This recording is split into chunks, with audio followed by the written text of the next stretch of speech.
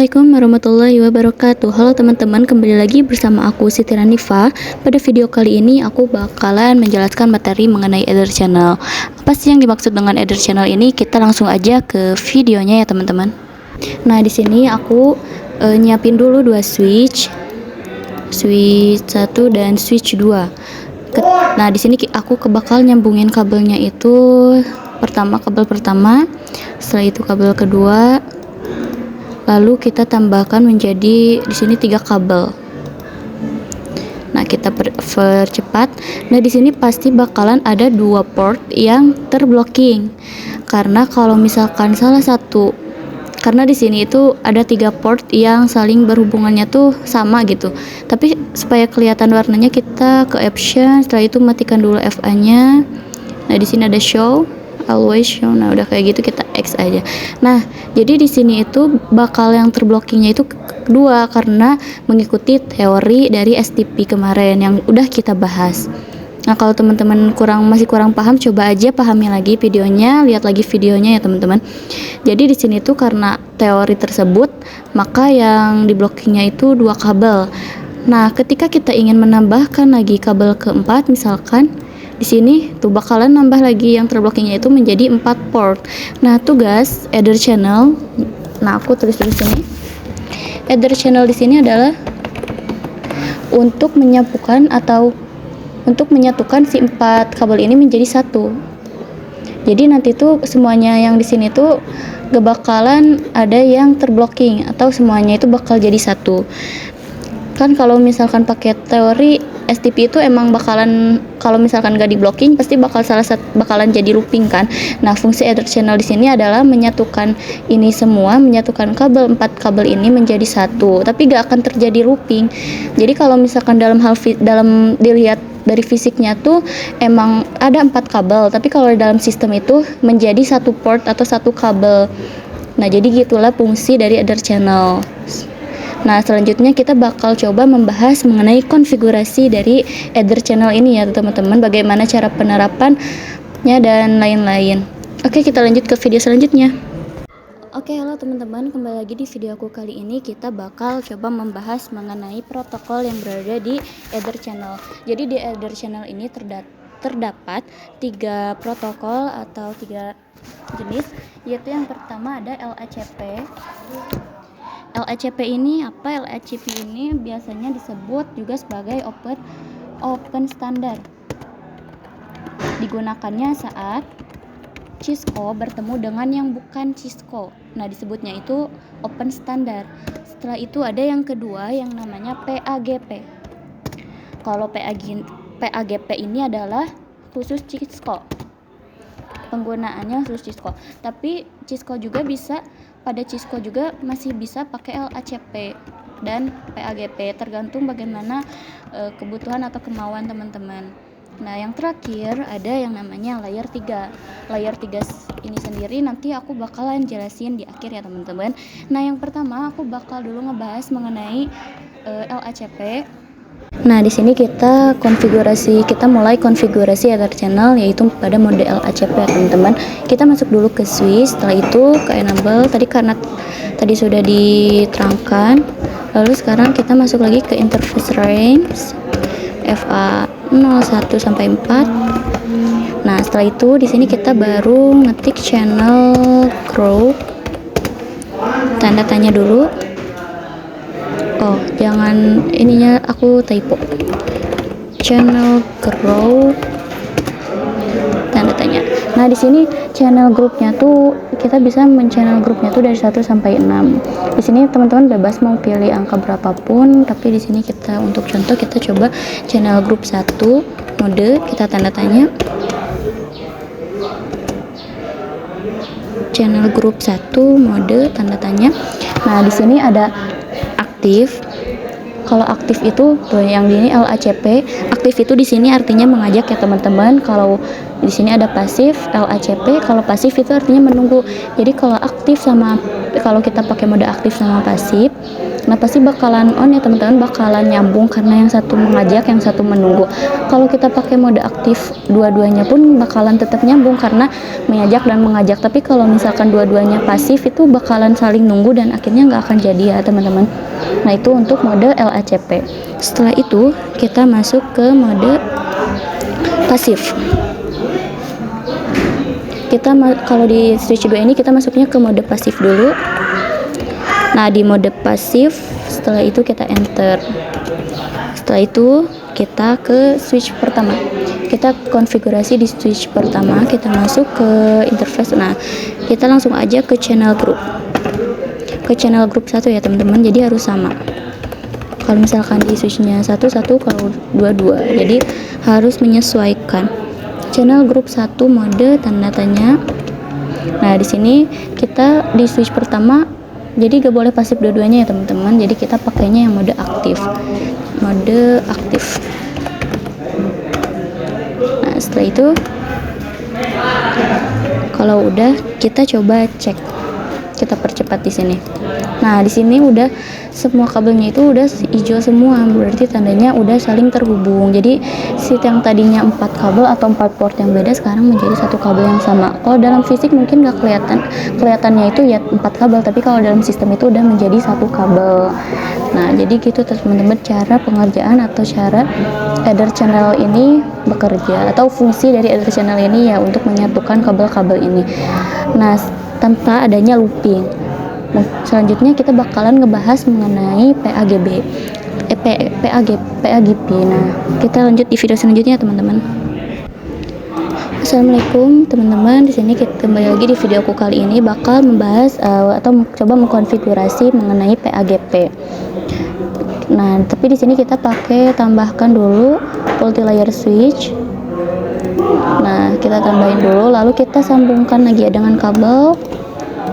Di sini kita pakai FA5, FA6, FA7. Nah, di sini 3 kabel aja. Lalu kita di sini diterangkan dulu ya. Kita exit lalu ke interface ring FA05 sampai 7 ya. Interface ring. Nah, setelah itu baru di switch port mode terang. Nah kalau udah kita ke multi layer switchnya, lalu yes, kita pencet Would you like configuration now. Nah kita ke enable lalu config. Setelah itu masuk ke interface ring FA0 garis miring 1 sampai 3, lalu switch port mode terang. Bentar. Switch port mode terang. Switch port mode terang. Kan filter kan. Kalau misalkan di dalam multi layer switch ini harus memakai switch port terang encapsulation.1q ya teman-teman. Di sini ada tuh command rejected karena di sini nggak ada, jadi kita harus pakai tulisan encapsulation.1q. Oke, kita ulangi lagi. Switch port terang encapsulation.1q. Nah, lalu setelah itu di sini kita baru switch port mode terang. Nah, kalau udah di sini kita langsung aja ke channel group mode 2. Channel group tanda tanya dulu ya. Mohon maaf. Kita lupa pakai strip channel group. Nah, di sini kita bisa channel group nomornya itu 1 sampai 48. Tapi di sini kita ambil aja nomor 2 ya, teman-teman, karena nomor 1 tadi udah dipakai di LACP.